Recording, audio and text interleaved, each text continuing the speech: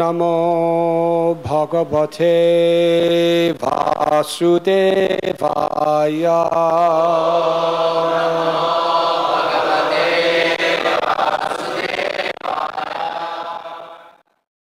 We are reading from Srimad Bhagavatam, Canto 7, Chapter 4, entitled Hiranyakashipu Terrorizes the Universe. Text 33.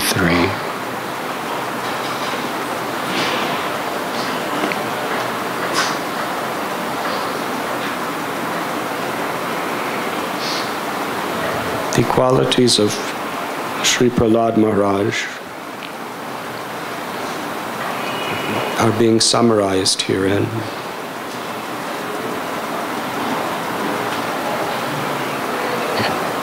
And by studying them carefully, we can truly understand what is a Vaishnava.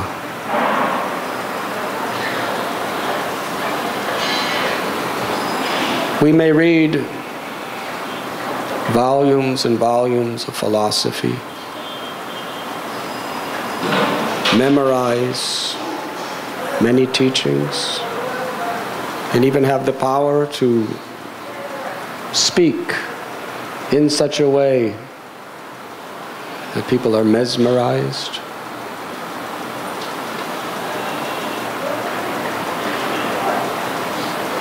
In these few verses of Srimad Bhagavatam, it is clear what is expected of us. What are the characteristics that we must sincerely strive to live by in our lives? As Sri Chaitanya Mahaprabhu has spoken, one cannot really understand Krishna or how to love Krishna even by studying scrutinizingly all of the various scriptures. But one can understand by observing the life of a pure devotee. Mahajano yena katasa banta. This is the path of perfection. To follow in the footsteps of Mahajans.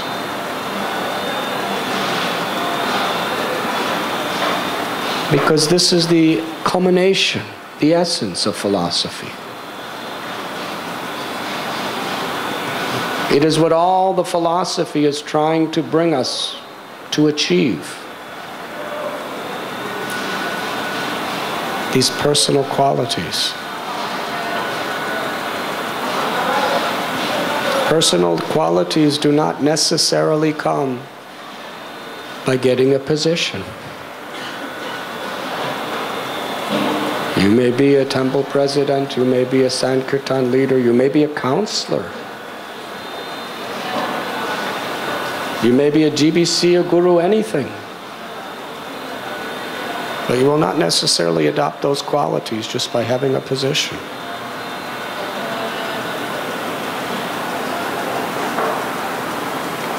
And it is these qualities that attract Krishna. It is these characteristics that actually please Krishna.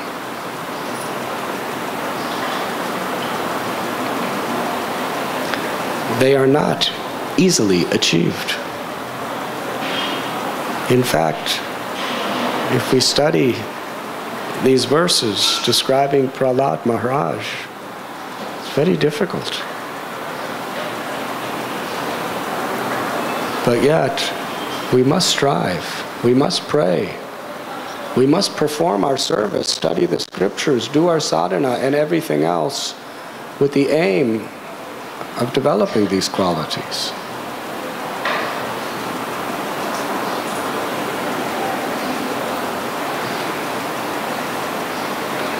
Narada Muni tells the qualities of Prahlad. He was completely cultured as a qualified Brahmin.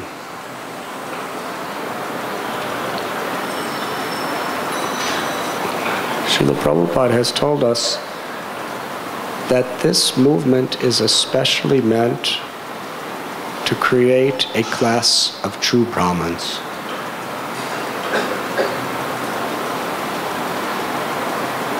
And for one who is a Vaishnava, all the essential, real qualities of a Brahmin are naturally there, even if he may not be performing the occupational duty of a Brahmin.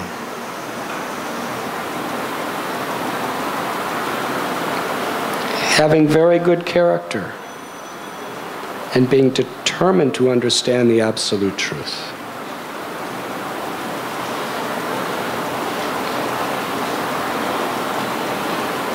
Having a learning, having a yearning, having an eagerness, determination to understand the absolute truth. In school, for most people, if they want to do well in their grades, there has to be a determination to understand the subject.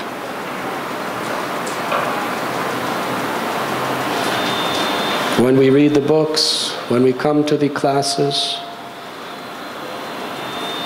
it should not just be because we're supposed to.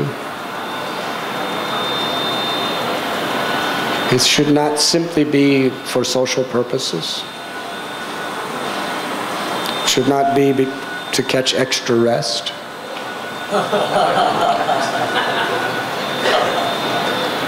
We should come to class with a determination to understand the absolute truth. If you're determined, you'll be awake. To be determined means to be willing to fight all opposition and all obstacles. That is a quality of determination.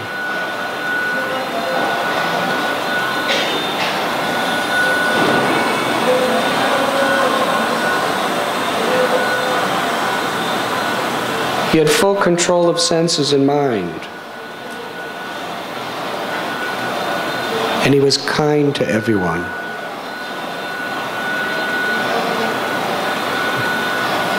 It explains his relationships with others.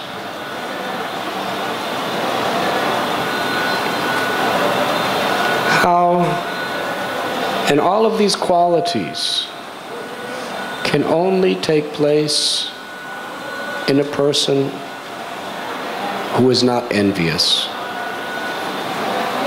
or at least at the beginning stages, not acting according to the influences of envy that may be lurking within our hearts.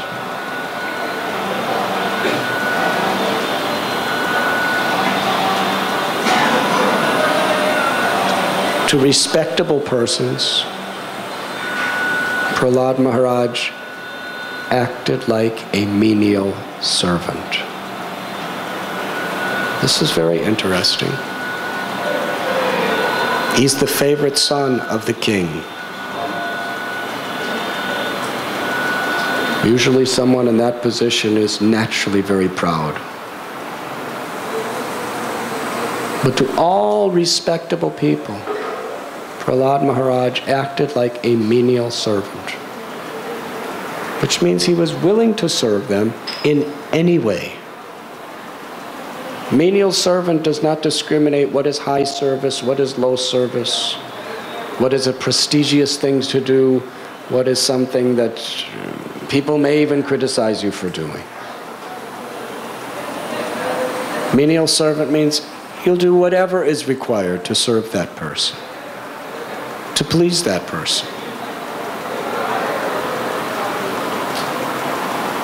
To those who were poor, Prahlad was just like their father. This is very profound. A father doesn't just give something in charity. A father really cares. Yes? If your child is sick, does the father just say, here's some medicine? Just you're driving in a car, roll down the window, here's some medicine, my son, and drive on. A father really cares with his heart for the welfare of that person. And really willing to extend himself and even make sacrifices. Prahlad Maharaj saw every poor, suffering person as his own son. And what's so beautiful about it is he himself was only 5 years old.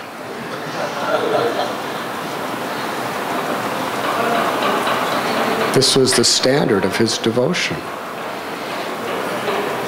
Practically everybody that was poor was probably old enough to be his father, but he was seeing them as his own children.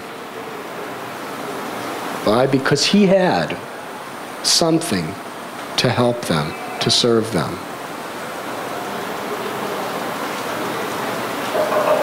It's not just about money. It's about respect also. We read about Srila Prabhupada when he was living in the Bowery, Skid Row ghetto of Manhattan Island.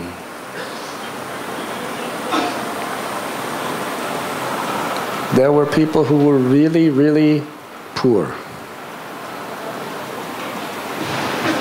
Not only poor economically,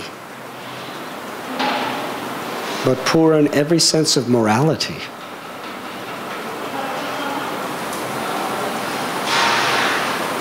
They were alcoholics, drug addicts, sleeping on the roads, had nothing. Due to their addictions, they just lost everything they had. Completely, totally rejected by the whole society. People wouldn't even want to look at them, see them. They were disgusting.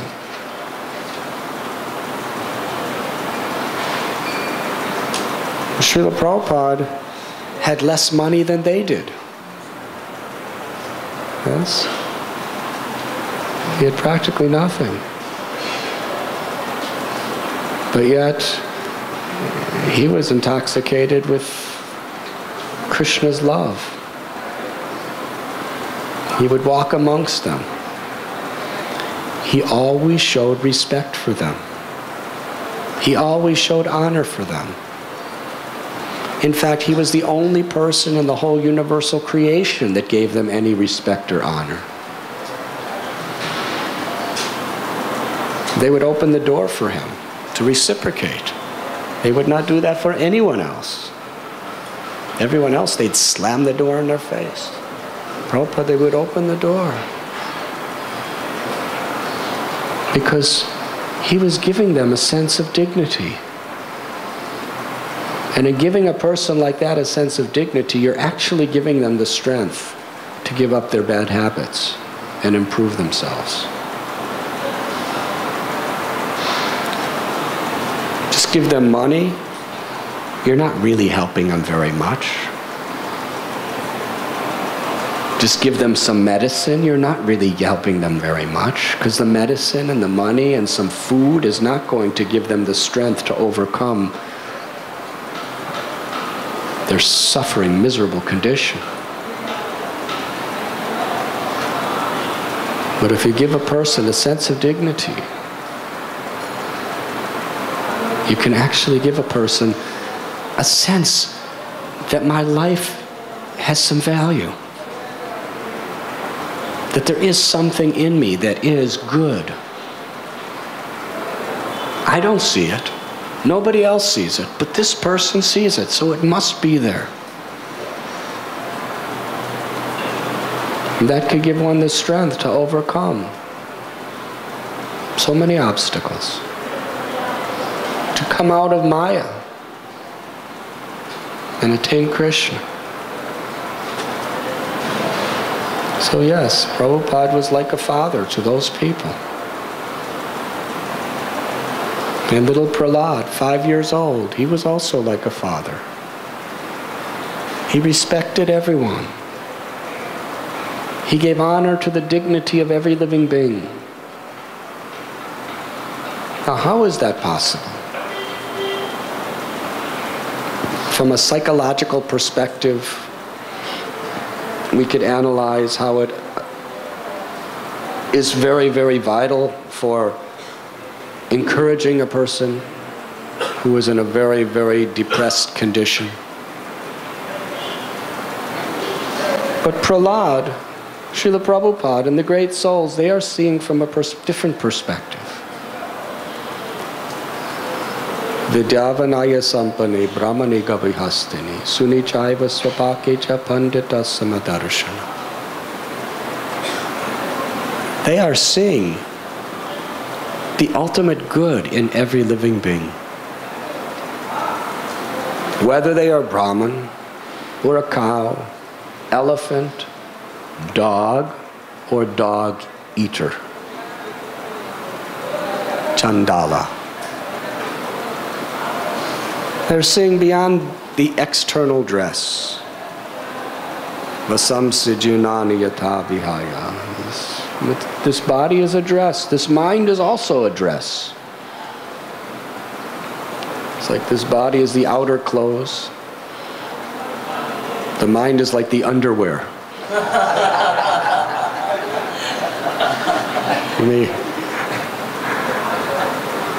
But the soul is the person.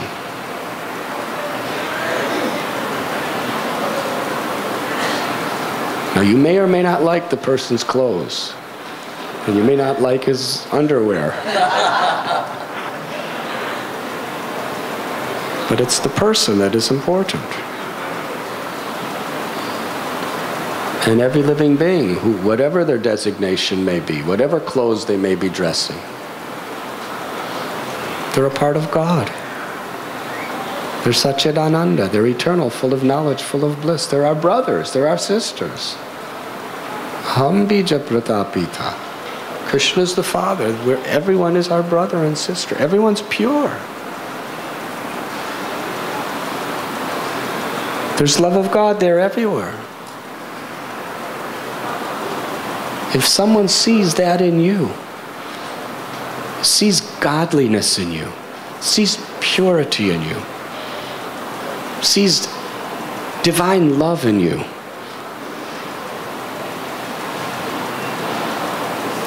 that person can really encourage you and also empower you. In psychology, psychiatry today, and in various, new type of methods of trying to deal with people's mental problems, there's a sense of giving a person a sense of self-worth. Yes? Giving a person the comfort that I'm important, that I'm valuable.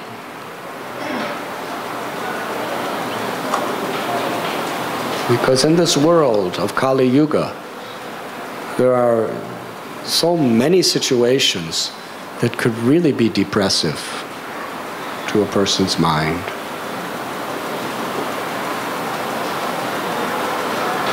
So therefore there's like almost a whole movement of just self-care,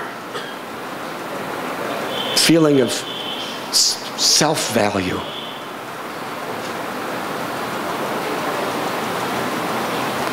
But when that is only on the material plane, it can make you feel better, maybe, temporarily.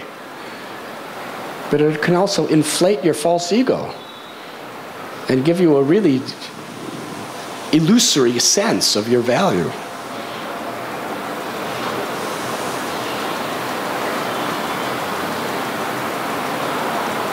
But what Prahlad Srila Prabhupada or other these great souls, they're not just trying to pump up our depressed ego. They're trying to give us knowledge of who we really are, what we really are, what our real value is. And if you understand your value according to their perspective, you can't think, well, I have real value, but you don't. Yes. With these modern psychological methods, it could bring that. Then now I am feeling self-care, self-value, and I'm better than you. But herein we understand who we really are. And we understand that everybody is like that. Everybody's essence is full of bliss. Everybody's essence is of inconceivable value.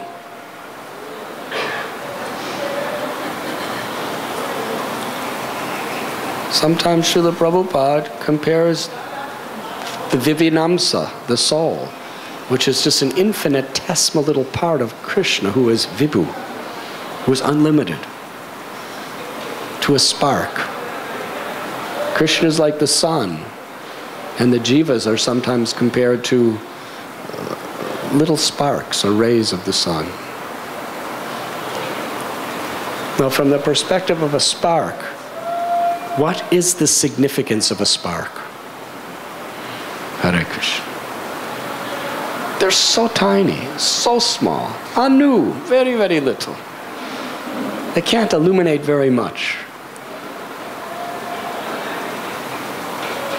The farther the spark is away from the fire, the less it glows, the less value it has.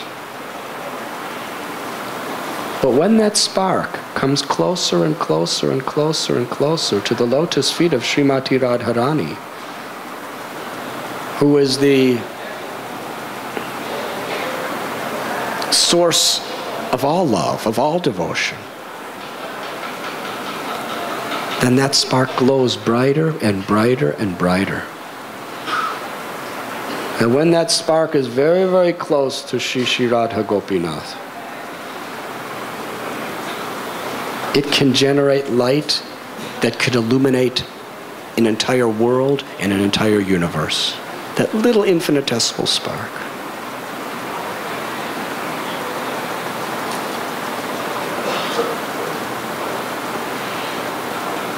So in actually trying to give a person their real sense of self-value, we convince them that you are a spirit soul. You are part and parcel of Krishna. There is pure love in your heart. There is unlimited joy in your heart. Theoretically, that can make a person feel, oh, well, that's nice. But real inner fulfillment has to go beyond the theoretical. Because the situations that come up in life can very much bewilder us from our theoretical understandings of things. But if we convince people of this concept of truth, and then bring them closer and closer and closer to the lotus feet of Sri Radha Gopinath, then their real sense of that little infinitesimal soul starts glowing brighter and brighter and brighter. Its divine qualities, its divine virtues become more and more manifested.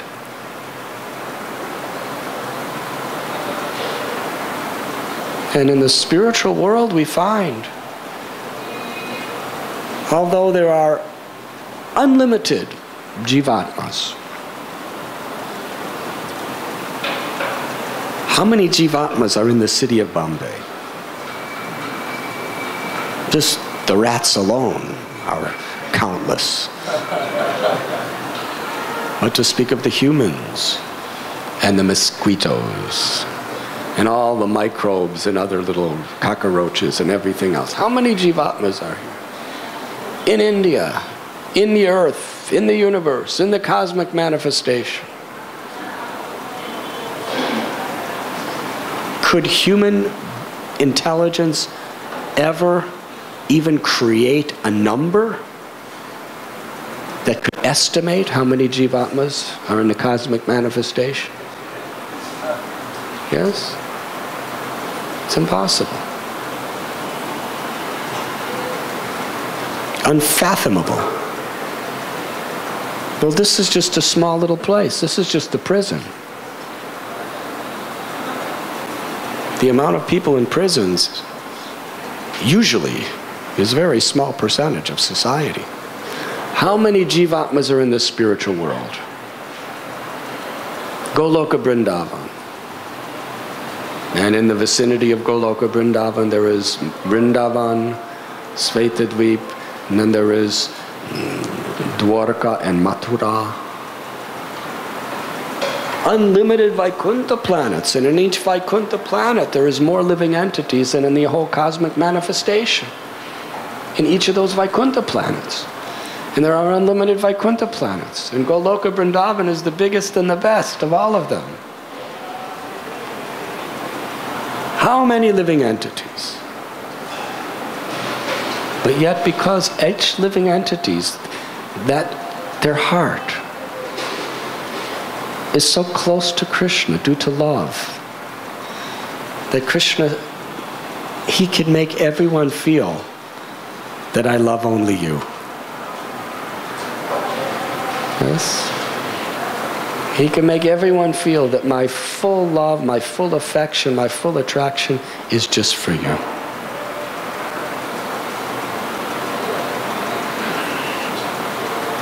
And that doesn't give you a superior complex over others. If you see Krishna loving someone else, it doesn't make you envious. Why nobody is envious when they see Krishna loving someone else more? Because they're so totally satisfied by Krishna's love for me. And therefore, the more they see Krishna loving someone else, the more it thrills them, gives them happiness.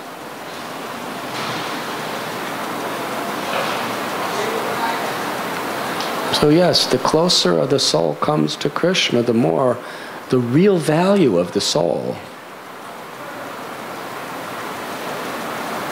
is brought out.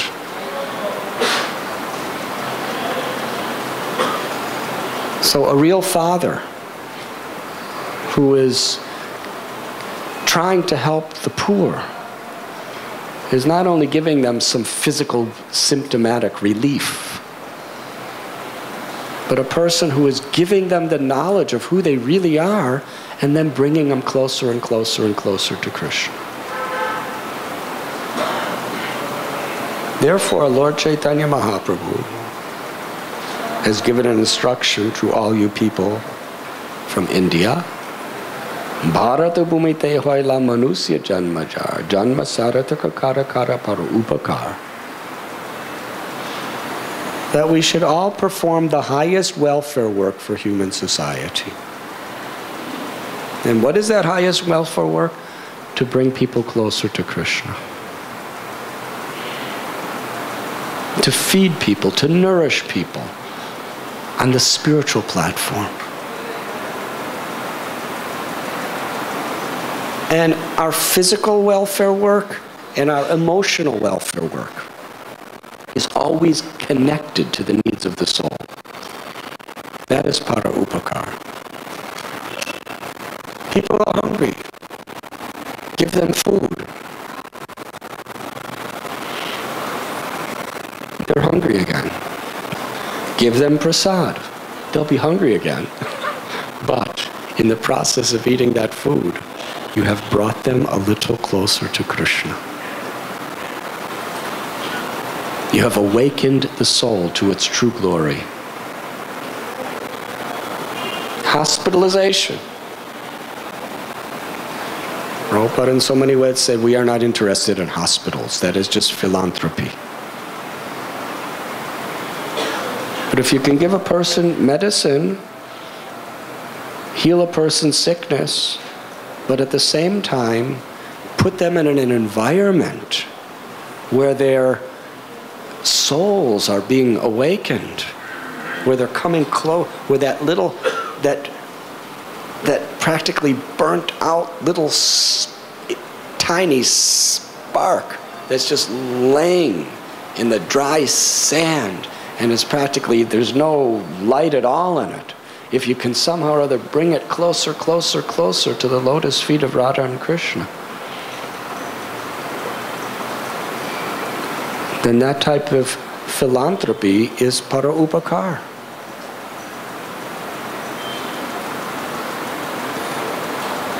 And ultimately, Cheto Darapana Marajanam Bhava Mahadavagni Nirvapanam.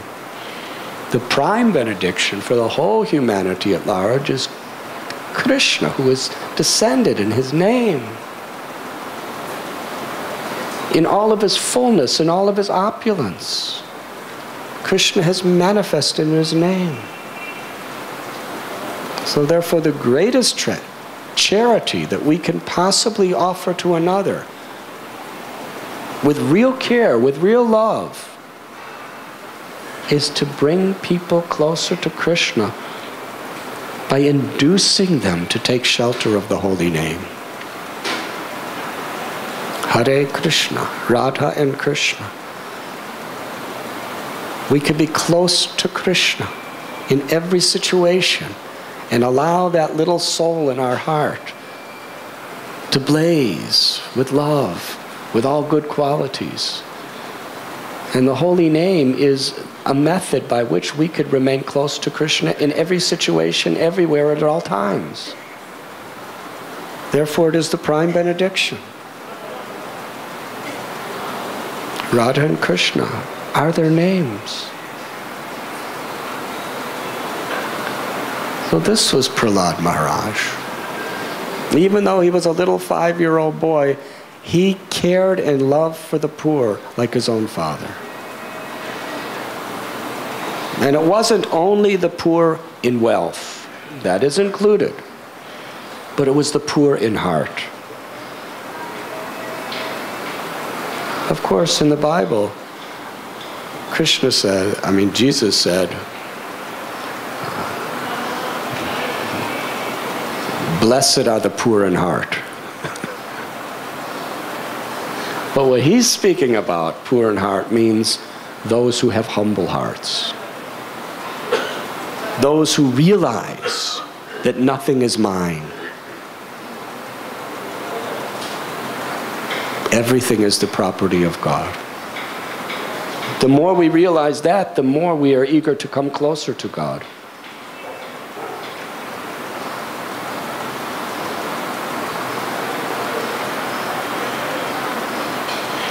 To his equals, Prahlad Maharaj, he was attached like a sympathetic brother.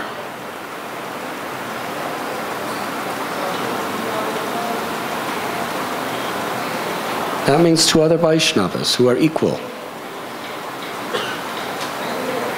Not just a friend.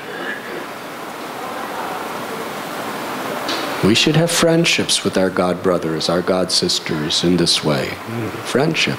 But what is the spirit of this friendship? There was attachment to them, like a sympathetic brother. If someone is your brother and you're sympathetic, means you really care about that person. Deep down, to the core of your heart, you really care about that person. Sympathetic brother means his problems are my problems. His success is my success. His joy is my joy. His suffering is my suffering. That's sympathetic. You really care. And as a brother, no matter what,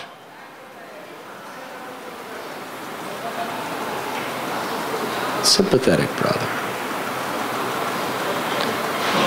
And developing attachment on that level.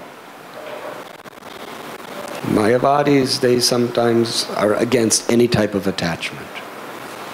And sometimes devotees also, because we read so much about vairagya, detachment. that we get this idea that we should be detached from everything, from everyone.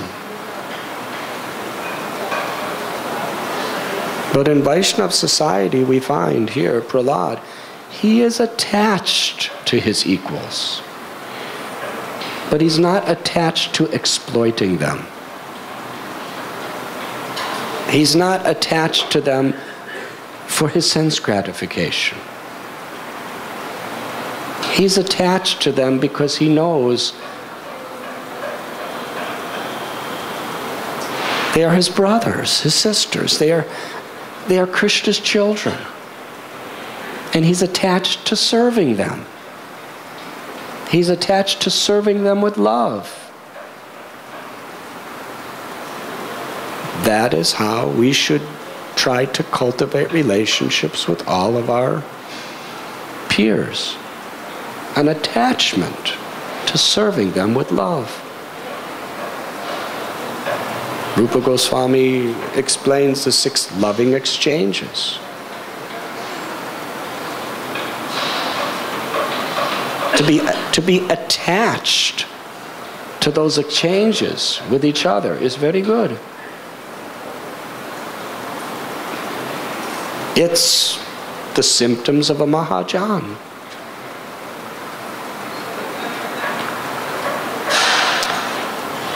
And he considered his teachers, that means Shiksha Gurus, spiritual masters. Prabhupada says he treated his older godbrothers as good as the Supreme Personality of Godhead. His teachers, his guru, and his older godbrothers, he treated them as good as the Supreme Personality of Godhead.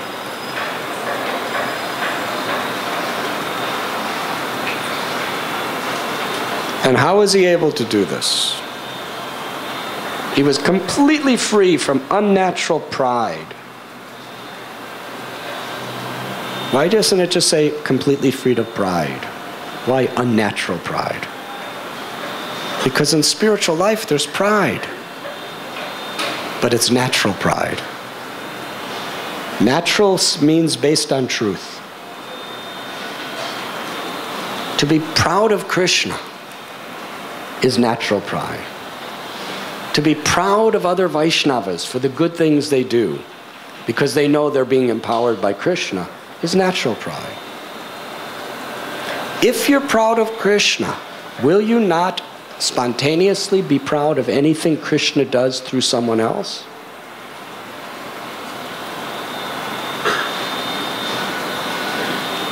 When we glorify Krishna, we're showing our pride in Krishna. Yes? This is my God. This is our God. When we read about Srila Prabhupada, our hearts should swell with pride. Not pride in ourselves, but pride in Prabhupada. And we see anybody serving nicely, being empowered them, we should be swelling with pride. Just see how my God brother, my God sister, how this other Vaishnav, even somebody else's disciples or whatever, how they are empowered by Krishna, Prabhupada and our Paramparas to do such nice things. That's natural pride. Because it's focused on Krishna. But false pride, unnatural pride, is when we put ourselves at the center. When Krishna's in the center, that's natural pride. When we put ourselves in the center, that is unnatural pride. Natural pride in Krishna, in Guru, in Vaishnavas, unifies us. Helps us to transcend all envy and disputes. Unnatural pride creates disunity, creates envy, destroys our humility.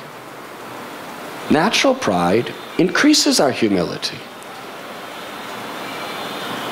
When our pride is with Krishna and others in the center, it makes us humble. When our pride is with ourselves in the center, it makes us egotistic, arrogant.